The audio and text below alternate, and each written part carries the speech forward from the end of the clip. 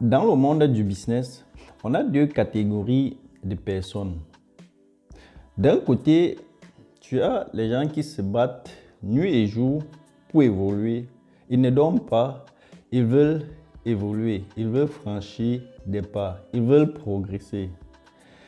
Et le camp d'en face, qui ne dorment pas également, je dirais, ils réfléchissent aussi comment te faire régresser. Ils veulent que tu échoues. Ils veulent voir ton échec. Peut-être pas parce que vous avez un problème. Il ne te connaît pas personnellement, vous n'avez aucun problème, mais sa vie dépend de ton échec. Bref, il se fait de l'argent sur ton échec. C'est vrai qu'il y a des cas personnels ou des comptes à rendre, ça c'est autre chose. Aujourd'hui, on parle donc des stratégies, de comment faire pour éviter au moins à 60% ces cas d'abus, les cas de frappe, les cas de féman, comme on dit souvent chez nous, parce que souvent les gens s'engagent dans les business, dans certains trucs, sans savoir, sans avoir des informations et se font arnaquer. Donc aujourd'hui, je partage avec toi quelques stratégies, comment détecter un faux business. À tout de suite.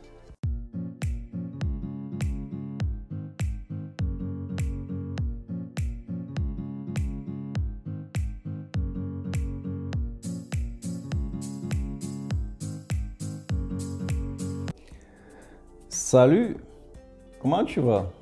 J'espère que tu vas bien. Moi, c'est Vitris Tafokam.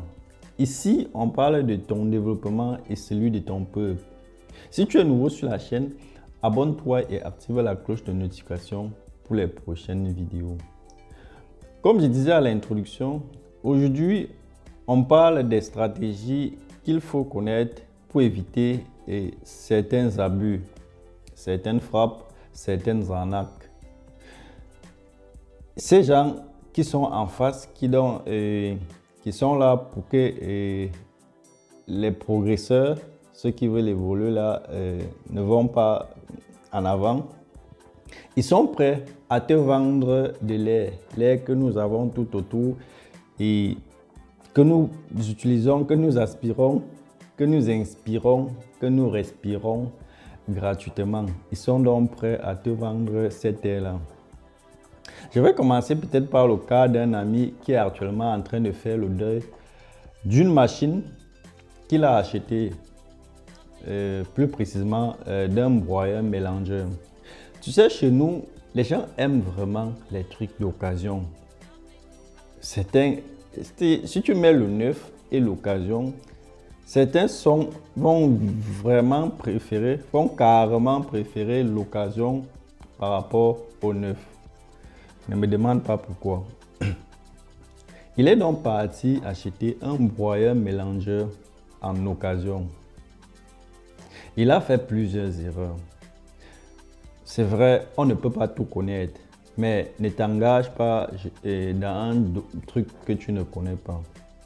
Ne t'en vas pas acheter, tu ne peux pas partir acheter une machine qui coûte déjà cher sans consulter un technicien, sans consulter un expert, expert entre parenthèses, on n'a pas besoin d'être expert pour connaître ces petits détails, sans consulter quelqu'un qui s'y connaît et tu pars acheter une machine. Déjà, tu ne connais pas le prix de la machine, pas neuf, à combien on a conçu la machine. Parce que généralement, chez nous, il faut savoir que beaucoup de machines, 99,99% des machines qui sont conçues sur place n'ont pas les pièces neuves. Par exemple, le moteur, on ne va pas concevoir une machine là-bas sur place avec un moteur neuf. Généralement, ce sont les moteurs qui viennent des industries ou bien qui viennent des personnes. Donc, seconde main. Parfois, ce sont même des machines qu'on a utilisées en Europe Donc, ça vient chez nous en seconde main. Et tu pars encore à la casse. Les techniciens partent encore à la casse. La casse, c'est l'endroit là où on vend les pièces d'occasion.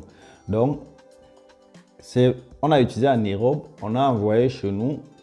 Quelqu'un a utilisé. Après, il est encore parti vendre à la casse. Et toi, le technicien part à la casse acheter et vient monter sur la machine. Pour revenir à mon ami qui est en train de faire le deuil actuellement, il a acheté une machine et 2 mois après, il est obligé de faire venir un technicien.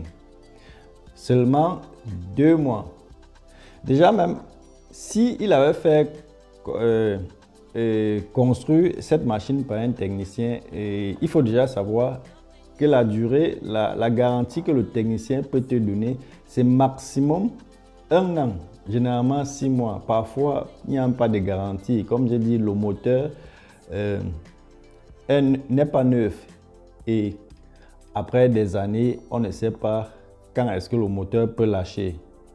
Ce qui fait que lui, il a sûrement pris une machine avec un moteur qui a déjà eu à faire, disons, X mains. Quelqu'un a utilisé, l'autre a utilisé et à la peut-être 5 personnes ont utilisé, qui sait. Et voilà, il est obligé d'acheter un moteur neuf. Comme je disais, si tu connais le prix à la conception, le prix, combien ça coûte une machine quand on conçoit sur place, là, tu peux acheter un truc en occasion dehors en te basant sur le prix là. Et ce n'était pas son cas. Il est parti acheter une machine en occasion, en business, à 2 200 000. Et pourtant, le technicien va te construire une machine avec une garantie de 6 mois ou 1 an, avec les mêmes caractéristiques, à 2 500 000. C'est vrai, chez nous, les gens aiment les business et c'est pas mauvais. Il y a souvent les bons business. C'est pas toujours le cas. Mais il ne faut pas faire le business aveuglement. Donc ça, c'était le cas où pour acheter un truc en occasion, il faut d'abord avoir l'information sur le prix du neuf. Voilà, déjà, ça c'est l'information capitale, c'est pas l'unique information. Déjà, les caractéristiques, et la durée de vie, l'âge du moteur, le prix et l'âge du moteur. Là, ce sont les éléments très très importants. Et aussi enquêter sur le vendeur. Ce que tu dois déjà savoir sur les pièces, pas les pièces, les appareils en occasion, c'est que dans la plupart des cas, si quelqu'un a un objet et il l'utilise, la probabilité que la personne porte cet objet et pas vendre sans qu'il y ait problème est très très faible. C'est vrai, on a les cas où quelqu'un, le propriétaire a une situation difficile, je sais pas, il peut avoir quelqu'un malade, il peut avoir, je ne sais quoi, un cas critique, une situation où il faut automatiquement de l'argent et il n'a pas d'autre moyen que de vendre son appareil. Sinon, dans d'autres cas, les gens vendent leurs appareils parce qu'il y a un problème. Ça peut être un petit problème, ça peut être un grand problème. Tu vois, et dans ce cas, c'était un grand problème, le moteur. Et dans d'autres cas, ça pouvait être un petit truc, une petite panne. Mais sinon, c'est très difficile que quelqu'un porte un appareil qui fonctionne normalement et s'en va vendre. Donc, c'est ce qu'il faut déjà savoir. Ça, c'était le cas de mon ami. Et dans d'autres cas, dans d'autres domaines de business, parlons un peu du terrain. Là, il y a aussi beaucoup d'arnaques. Beaucoup d'arnaques et pas sûrement acheter un truc qui n'existe pas. Il y a aussi la surfacturation. Comment la surfacturation survient dans l'achat peut-être des terrains? C'est généralement parce que tu as en face de toi un démarcheur et que toi, tu n'es pas allé loin pour entrer en contact avec le vendeur. J'ai eu un nouveau cas où quelqu'un a acheté et après l'achat, il s'est rendu compte qu'il s'est fait narguer. Tout ça pourquoi? Parce que seul le démarcheur connaissait l'acheteur. Lui, il a vu l'acheteur au moment des signatures. Et pourtant, selon moi, ma stratégie serait que si tu veux acheter un terrain, si déjà la plupart des cas c'est à travers un démarcheur, c'est lui qui passe l'information de bouche à oreille, ou bien il y a une plaque là et c'est avec son numéro. Ok, quand tu entres en contact avec le démarcheur, cause franche avec le démarcheur. Tu demandes son pourcentage, ce qu'il veut dans l'achat du terrain. Et quand vous finissez de parler de cela, là, en effet, la condition c'est son pourcentage, vous arrangez son pourcentage et il te libère donc la voie pour aller directement négocier avec l'acheteur. Parce que pour le démarcheur, il s'en fout de la surfacturation parce que s'il veut, pas que s'il veut, s'il attend peut-être c'est 5% et qu'au lieu de, je prends un exemple banal, au lieu de 1 million à l'achat, il peut t'amener à verser 2 ou 3 millions chez le vendeur. Pour lui, les 5 millions, ces 5% vont gonfler.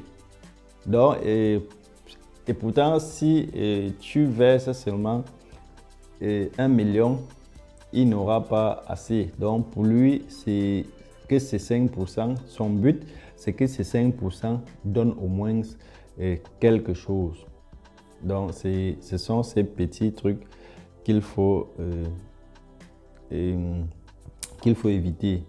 Donc, et la deuxième stratégie dans l'achat de terrain serait que tu n'engages pas un seul démarcheur. Donc, si tu dois te faire représenter, n'engage pas une seule personne. Je veux dire, tu envoies 2 ou 3 démarcheurs auprès du vendeur, discrètement bien sûr, et tu auras sûrement à 99% les prix différents. Chacun viendra donner le prix que le propriétaire a donné, chacun viendra te donner un autre prix, tout en te disant qu'il a négocié jusqu'à ce prix.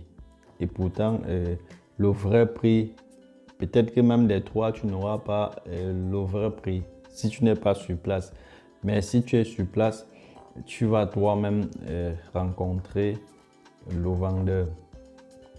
Ça, c'était les deux cas pour un peu illustrer en quel moment on se fait arnaquer. Il y a aussi une manière de détecter un faux business, ou bien une fausse vente, ou bien une personne mal intentionnée. Tu sais, quand on veut te faire, pour dire Feman, je veux dire Feman, c'est celui-là qui te convainc par la parole, il te vend seulement de l'air et puis quand il prend ton argent, il devient introuvable. Dans la plupart des cas, ce qui te dit, tu ne devrais pas dire à une troisième personne. Il te parle d'un truc et à chaque fois, il va te rappeler que du fait que ça doit rester entre toi et lui, tu vois. Donc entre 4 juillet. Du moment où quelqu'un commence à te dire que ça reste entre nous, et il va essayer de te faire croire que tu es en train de faire un grand coup et qu'en disant aux autres, tu risques de perdre l'achat. Donc c'est comme si tu as choisi, et c'est comme s'il y a eu d'autres prétendants et il t'a choisi et aimerait partager des informations secrètes qu'avec toi. Et pourtant, déjà il sait que si tu pars dire à une troisième personne, une quatrième, une cinquième personne, et on risque de te dire le type avec qui tu es en train de fonctionner là, c'est disons, c'est un faux type. Voilà pourquoi il te dira ne dis à personne. Et dans ta tête, tu vas croire que tu vas vouloir sauver ton business ou bien sauver le coup du siècle que tu es en train de faire, le grand coup, disons, le grand business, un très bon business que tu es en train de faire. Pour toi, c'est que tu veux sauvegarder ça, tu ne veux pas gâcher cette très bonne opportunité et tu fermes aussi ta bouche. Voilà, et c'est parti pour toi.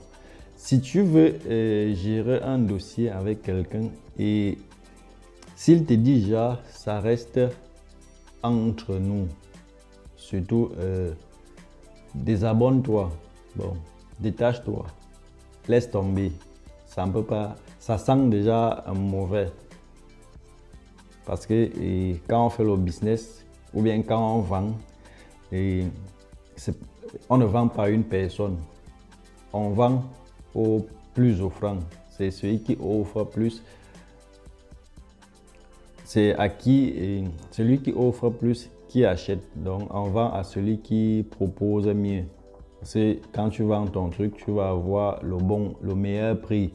Donc, en aucun cas, le vendeur ou bien quelqu'un peut avoir un business et aimerait vendre qu'à une personne et que la nouvelle ne doit pas sortir. Donc, ça sent déjà du louche. C'était tout pour aujourd'hui. Ça, ce sont les quelques stratégies que j'ai pensé à partager avec toi. Et c'est quand mon ami m'a parlé de son cas que j'ai décidé de faire une petite vidéo là-dessus. J'espère que ces informations étaient importantes. Merci de m'avoir suivi. Surtout porte-toi bien et à dimanche prochain. Ciao. Bon, on ne boit pas l'alcool, on ne fume pas la cigarette, mais on boit quand même le café. C'est pas aussi très bien pour la santé, mais c'est pas aussi dangereux comme l'alcool et la cigarette. Ciao.